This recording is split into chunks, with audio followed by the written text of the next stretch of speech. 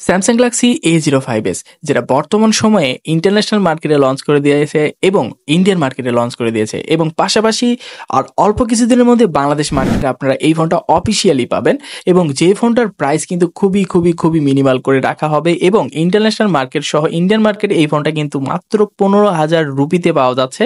So বাংলাদেশের মার্কেটে এই ফোনটার কতটুকু প্রাইস হবে এবং কত ভেরিয়েন্ট এই ফোনটা লঞ্চ করবে এবং পাশাপাশি এই ফোনটার ক্যামেরা, ডিসপ্লে এবং ওভারঅল পারফরমেন্স কেমন হতে চলতে সকল কিছুই এই ভিডিওতে আমি জানানোর চেষ্টা করব। সো হে গাইস, আমি আছি পারভেজ হাসান আর আপনারা দেখছেন আপনাদের পছন্দের চ্যানেল PhZoNe। একটি মতো মিস না করে ভিডিওটি কন্টিনিউ করুন, লাইক এবং চ্যানেলটি সাবস্ক্রাইব করতে ভুলবেন না কিন্তু।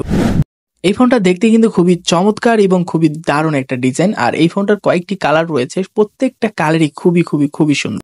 এছাড়াও এই ফোনটার পিছন দিকে দেখলে কিন্তু একদম ফ্ল্যাগশিপ ফোনের মতো লাগে, S23 এর মতো। সো এই ফোনটার কিন্তু পাশাপাশি A14 এর মতো অনেকটা লাগে, বাট A14 এর চাইতে কিন্তু এটার থিকনেস অনেকটাই কম, মাত্র 8.8 মিলিমিটার এবং এটার ওয়েট কিন্তু A14 এর চাইতে অনেকটা কম, মাত্র 194 গ্রাম। সো অনেকটা লাইট ওয়েট একটা ফোন এবং দেখতে কিন্তু পিছন থেকে একদম অসাধারণ এবং খুবই চমৎকার লাগে।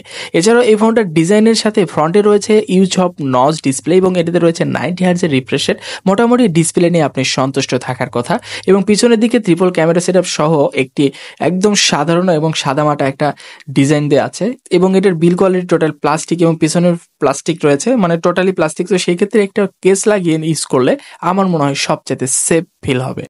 এছাড়াও এই ফোনটার কিন্তু ইনহ্যান্স ফিল কিন্তু খুবই দারুণ হবে এবং এই ফোনটার ডিজাইন কিন্তু আশা করা যায় এই প্রাইস পয়েন্টের মধ্যে সবগুলো ফোনকে বিট করতে চলেছে। ফোনটার পোর্টস এন্ড বাটন সেকশনে সকল কিছু দেখা পাবেন। 3.5mm headphone Jack, Type-C port, একটি স্পিকার এবং একটি রয়েছে সাইড মাউন্টেড ফিঙ্গারপ্রিন্ট সেন্সর এবং ভলিউম আপ ডাউন বাটন এবং ওপর দিকে দেখবেন নয়েজ ক্যান্সেলেশন স্পিকার। সো মোটামুটি সকল কিছু দেখাই পাবেন এবং এখানে সিম ট্রে রয়েছে, সিম ট্রের মধ্যে দুইটা সিমের সাথে একটি মেমোরি কার্ড ইউজ করতে পারবেন। সো এক কথায় বলতে হয় যে স্যামসাংয়ের ডিজাইন নিয়ে যারা এই পর্যন্ত সন্তুষ্ট ছিলেন না তারা কিন্তু গ্যালাক্সি A05s এর ডিজাইন নিয়ে এক কথায় কমপ্লেন করার কোনো জায়গা পাবেন না। পাশাপাশি এই ফোনটার ডিসপ্লেতে রয়েছে 6.7 ইঞ্চির একটি ফুল HD+ রেজুলেশনের ডিসপ্লে, 1080x2400 পিক্সেল এবং 393 PPI ডেনসিটি, যে কারণে আপনি ডাইরেক্ট সানলাইটে গেলেও এই ফোনটার ডিসপ্লে নিয়ে খুব একটা ইস্যু ফেস করবেন না। পাশাপাশি এই ফোনটার 6D মানে 600 নিট পর্যন্ত পিক ব্রাইটনেস রয়েছে, যে কারণে আপনার ডাইরেক্ট সানলাইটে গেলে খুব একটা স্ট্রাগল করতে হবে না। আর এটা কিন্তু টেকনোলজি PLS LCD টেকনোলজি, যে কারণে এই ডিসপ্লেটা কিন্তু আপনার IPS ডিসপ্লের চাইতে একটু ইনহ্যান্স করা এবং একটু ব্রাইট এবং একটু স্যাচুরেটেড, যে কারণে যে কোনো রকমের কন্টেন্ট ওয়াচিং করার ক্ষেত্রে আপনি একটা কিন্তু বেটার একটা ফিল পাবেন। পাশাপাশি 90 হার্জের রিফ্রেশ রেট হওয়ার কারণে এই ফোনটা কিন্তু একটা বাটার একদম স্মুথ একটা পারফরমেন্স দিবে যে কোনো ধরনের কন্টেন্ট ওয়াচিং বা যে কোনো ধরনের মাল্টিটাস্কিং করার ক্ষেত্রে এবং গেমিং পারপাসে।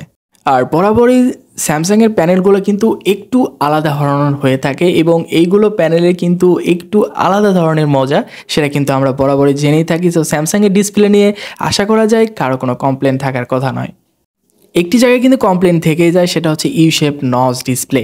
এই নজ ডিসপ্লে দেখতে দেখতে কিন্তু আমরা এখন বোরিং। সো এই ক্ষেত্রে স্যামসাংয়ের মনে হয় একটু কাজ করা দরকার। এখানে পাঞ্চল কাট আউটের ডিসপ্লে দিলে আমার মনে হয় খুবই জোস হতে পারতো ব্যাপারটা। পিছনের দিকে ডিজাইন খুবই সুন্দর, বাট সামনের দিকে আসলে মন খারাপ হয়ে যাচ্ছে। সেই ক্ষেত্রে আমার মনে হয় যে এই জায়গায় একটু কাজ করা প্রয়োজন।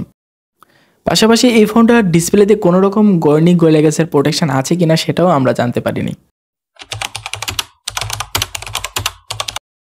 ফোনটার পারফরমেন্স নিয়ে যদি কথা বলি তাহলে অপারেটিং সিস্টেমে রান করছে Android 13 ভার্সন এবং ব্যাকএন্ডে রয়েছে One UI 5.1 এর সাপোর্ট। আর One UI নিয়ে তেমন কোনো কমপ্লেন নেই, কারণ এটাতে বাগ ভাল্লুকের দেখা নাই বললেই চলে এবং খুবই স্মুথ এবং খুবই দারুণ। আর এক্সট্রা কোনো মানে আপনার যে অ্যাপস দিয়ে ভরিয়ে রাখা এরকম কোনো কমপ্লেন নেই এবং এইটা কিন্তু খুবই স্মুথ একটা পারফরমেন্স এবং খুবই বাটার একটা পারফরমেন্স পাবেন এই UI থেকে।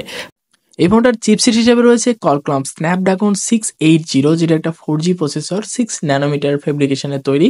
পাশাপাশি আপ টু ক্লক স্পিড রয়েছে 2.4 GHz এর অক্টাকোর প্রসেসর, পাশাপাশি Adreno 680 GPU রয়েছে। সো মোটামুটি একটা স্ট্যাবল পারফরমেন্স দেওয়ার চেষ্টা করবে আপনাকে দিন শেষে। এবং যারা মোটামুটি লেভেলের ইউজার রয়েছেন, মানে টুকটাক গেমিং করে থাকেন, লো গ্রাফিক্সে গেমগুলো প্লে করে থাকেন, তো তারা ইজিলি এই ফোনটা পারচেস করতে পারেন। মানে খুব মহামারী আশা এর থেকে না করাই ভালো। 680 প্রসেসর সবাই আমরা জানি যে এই ফোনটা কিন্তু স্টেবল পারফরমেন্স দেওয়ার চেষ্টা করে। তো সেক্ষেত্রে এই ফোনটা এর আগে কিন্তু স্যামসাং কখনো এই বাজেটের মধ্যে এত সুন্দর প্রসেসর কিন্তু প্রোভাইড করেনি। তো সেই ক্ষেত্রে কিন্তু এটা থামস আপের যোগ্য। এছাড়াও এই ফোনটার প্রসেসর 6 ন্যানোমিটার হওয়ার কারণে এটার ব্যাটারি ব্যাকআপটা কিন্তু খুবই দারুণ পাবেন এবং দিন শেষে মাল্টিমিডিয়া কনজিউম খুবই দারুণভাবে করতে পারবেন এবং সোশ্যাল মিডিয়া সেন্ট্রিক যেগুলো কাজ রয়েছে খুবই ইজিলি করতে পারবেন কোনো রকম প্যারা ছাড়া এবং টুকটাক যেগুলো 2D গেম রয়েছে সেগুলো ইজিলি খেলতে পারবেন। মোটামুটি যারা হেভি লেভেলের ইউজার রয়েছেন তারা মানে মোটামুটি ইউজ করতে পারেন, বাট গেমিংয়ের জন্য আমি কখনোই আপনাকে প্রেফার করবো না, কখনো সাজেস্ট করবো না। এছাড়াও এই ফোনটাতে রয়েছে 6GB র্যাম এবং 128GB রোম, আর 6GB র্যামের র্যাম কোয়ালিটি মোটামুটি ভালো বলেই জানা গিয়েছে এবং এটা র্যাম ম্যানেজমেন্ট খুব ভালো ছিল, মাল্টিটাস্কিং করে খুবই মজা পাবেন। এছাড়া অনেকগুলো অ্যাপস আপনি একসাথে ইউজ করলেও খুব একটা স্টেবল করতে হচ্ছে না, খুব একটা বাফারিং করছে না এবং যারা গেমিং করবেন তারা গেমার রয়েছেন মানে টুকটাক ফ্রি ফায়ার খেলেন তারা কিন্তু ইজিলি ফ্রি ফায়ারটা প্লে করতে পারবেন। পাবজি যদি খেলেন লো গ্রাফিক্সে খেলতে হবে, 2D গেমগুলো খুব ইজিলি প্লে করতে পারবেন। মোটামুটি কাজ চালিয়ের মতো এই ফোনটা কিন্তু আপনাকে ইজিলি একটা পারফরমেন্স দেওয়ার চেষ্টা করবে। পাশাপাশি রয়েছে 5000 mAh এর ব্যাটারির সাথে 25 ওয়াট চার্জার। এটা কিন্তু একটা ভালো ব্যাপার। 25 ওয়াট চার্জার কিন্তু মোটামুটি একটা স্টেবল পারফরমেন্স দেওয়ার চেষ্টা করে, খুব দ্রুত চার্জ করে আপনাদেরকে একটা ভালো পারফরমেন্স দিবে দিন শেষে।